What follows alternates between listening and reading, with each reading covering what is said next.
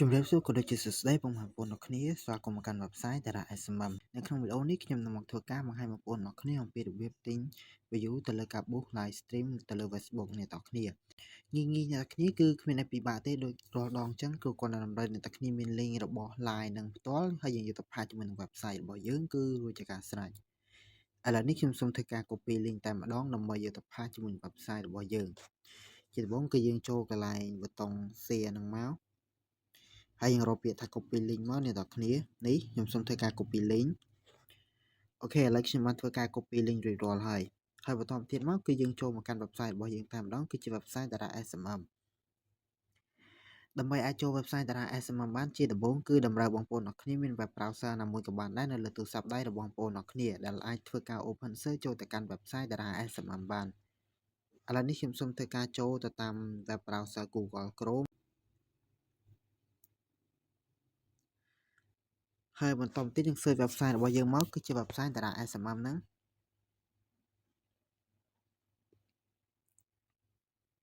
អូខេអ្នកគ្នាហើយនេះគឺជា website Dara SMM នៅខាងលើគេហ្នឹងឥឡូវនេះខ្ញុំសូមធ្វើការចូលទៅលើវាតែម្ដងអូខេអ្នកគ្នានេះគឺជា dashboard របស់ website Dara SMM ដែលខ្ញុំបានធ្វើការ login ក៏ដូចជាដាក់លុយចូលរួចរាល់ហើយសម្រាប់បងប្អូនណាដែលមកថ្មីដែលមិនទាន់ចេះពីរបៀប login ក៏ដូចជាពីរបៀបដាក់លុយខ្ញុំនឹងធ្វើការដាក់ link នៅខាងក្រោម description ដើម្បីបងប្អូនអរគ្នាអាចចូលទៅទស្សនាបានអូខេហើយបន្តទៀតយើងក៏លេខមកកាន់ dashboard របស់យើងមកនិងបងប្អូនអរគ្នានឹងឃើញមាន shortcut ជាច្រើនដូចជា Facebook YouTube Telegram អញ្ចឹងទៅបងប្អូនអរគ្នាប៉ុន្តែខ្ញុំសូមធ្វើការជ្រើសរើសលើសេវាកម្មរបស់ Facebook ដើម្បីយើងធ្វើការ boost ទៅលើ live stream របស់ Facebook ហើយបន្តទៀតមកអ្នកនរគ្នា scroll ដល់ខាងក្រោមបន្តិចទៀតមកយើងមើលកន្លែង category នឹងគឺជាប្រភេទរបស់វាដែលយើងចូលលើនឹងទៅដែលបងប្អូនអរគ្នានឹងឃើញមានច្រើនប្រភេទដែលតាក់ទងទៅនឹង Facebook បងប្អូនអរគ្នាក៏អាចរកមើលបានដែរប្រភេទមួយណាដែលបងប្អូនអរគ្នាដែលកំពុងតែមានតម្រូវការលើគឺបងប្អូនអរគ្នាអាចចុចធ្វើការជ្រើសរើសបាន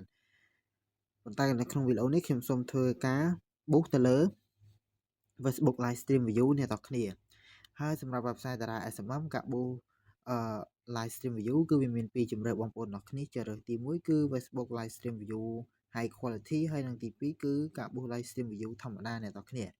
ពីហ្នឹងបងប្អូនអរគ្នាពេញចិត្តលើសេវាកម្មមួយណាគឺបងប្អូនអរគ្នាអាចចុចធ្វើការជ្រើសរើសបានឥឡូវនេះខ្ញុំសូមធ្វើការប៊ូលើសេវាកម្មធម្មតាទេដែលគេនិយាយថា Facebook live stream view ហ្នឹងហើយបន្តទៀតមកគឺ Swish ហ្នឹងគឺជាសេវាកម្មរបស់វាអ្នកនរគ្នាដែលយើងចុចចូលលើហ្នឹងមក Swish គឺជាសេវាកម្មរបស់វាអ្នកនរគ្នាដែលអ្នកនរគ្នាអាចរកមើលបានដែលមានជាច្រើនជម្រើសបងប្អូនអរគ្នាជ្រើសរើសបងប្អូនអរគ្នាក៏អាចអានតាម description របស់វានឹងបានពេញចិត្តលើសេវាកម្មមួយណាគឺបងប្អូនអរគ្នាអាចចុចធ្វើការជ្រើសរើសបាននៅក្នុងវីដេអូនេះខ្ញុំសូមធ្វើការជ្រើសរើសសេវាកម្មណាមួយដើម្បីធ្វើការប៊ូសជូនពុកម៉ែបងប្អូនអរគ្នាឥឡូវនេះខ្ញុំសូមបញ្ជាក់អ្នកនរគ្នាបន្តិចសម្រាប់អ្នកនរគ្នាណាដែលប៊ូសធ្វើការលក់ផលិតផលឬក៏មានអាជីវកម្ម live លក់នេះគឺយើងគួរតែប៊ូសវាពី60នាទីឡើងអ្នកនរគ្នាជៀសវាងកុំឲ្យដល់ពេលដែលយើង live ទៅគឺវាដាច់ view វាធ្លាក់ view ចុះមកវិញអញ្ចឹងបងប្អូនអរគ្នាហើយសម្រាប់ហ្នឹងគឺវាមានដូចជា30នាទីឡើង60នាទី90នាទី120នាទីអញ្ចឹងទៅបងប្អូនអរគ្នាអាចអានតាមនឹងបាន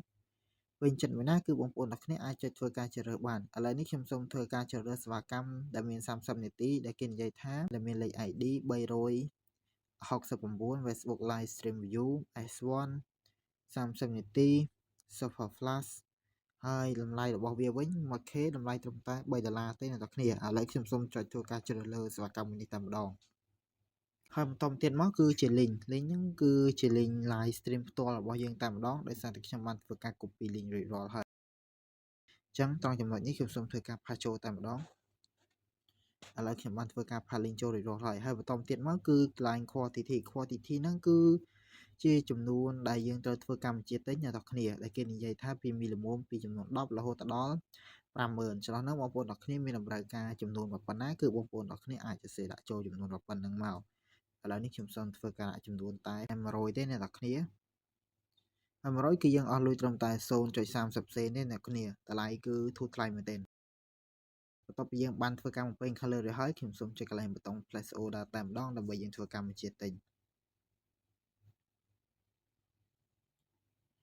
អូខេតើគ្នាពេលនេះគឺខ្ញុំបានធ្វើកម្មវិធីទិញជោគជ័យហើយនៅពេលដែលធ្វើកម្មវិធីទិញជោគជ័យវានឹងចេញទម្រង់បែបនេះ ហើយនេះគឺជាវិក័យប័ត្រដែលគេផ្ដល់ឲ្យយើងនៅពេលដែលយើងបានធ្វើការបញ្ជាទិញជោគជ័យអ្នកទាំងគ្នាអាចត្រួតពិនិត្យមើលបានដូចជាលេខ ID service link អីចឹងទៅបងប្អូនទាំងគ្នាឥឡូវនេះយើងមកតាមដាននិងត្រួតពិនិត្យមើល live stream របស់យើងដែលយើងបានធ្វើការបូសនឹងចង់ដឹងថាវាដំណើរការបានចំនួនប៉ុណ្ណាហើយគឺយើងអាចចូលមក order នឹងមកហើយយើងចុចតាម link ហ្នឹងទៅបងប្អូនទាំងគ្នា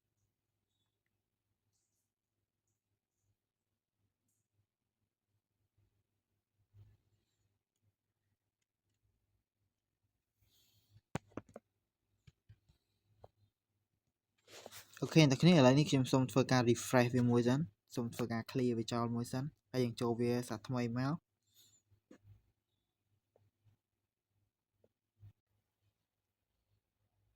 អ្នកទាំងគ្នាអាចមើលបានពេលនេះគឺវាធ្វើការដំណើរការរួចរាល់ហើយអ្នកទាំងគ្នាគឺលឿនមែនទែនវាដំណើរការ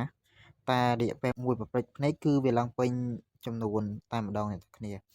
អូខេអ្នកគ្នាពេលនេះវីដេអូរបស់ខ្ញុំក៏ដល់ទីបញ្ចប់ហើយបើសិនជាមានចម្ងល់តើណាដែលមិនទាន់ច្បាស់អ្នកទាំងគ្នាក៏អាចមើលវីដេអូនេះសារឡើងវិញបានអរគុណអ្នកទាំងគ្នាសម្រាប់ការទស្សនាវីដេអូមួយនេះជួបគ្នាក្នុងវីដេអូក្រោយ